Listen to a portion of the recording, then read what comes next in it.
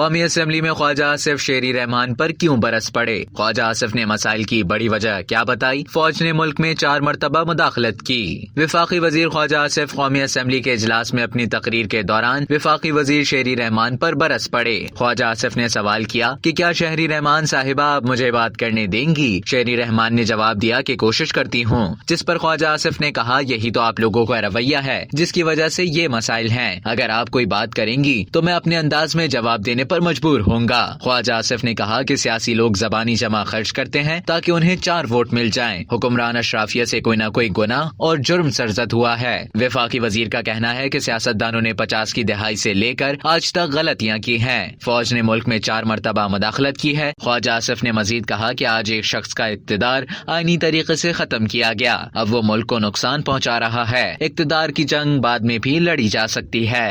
अब तक के लिए इतना ही। मजीद खबरों और न्यूज अपडेट्स के लिए डेली जंग के YouTube चैनल को सब्सक्राइब करें और Facebook के पेज को लाइक करना ना भूलें।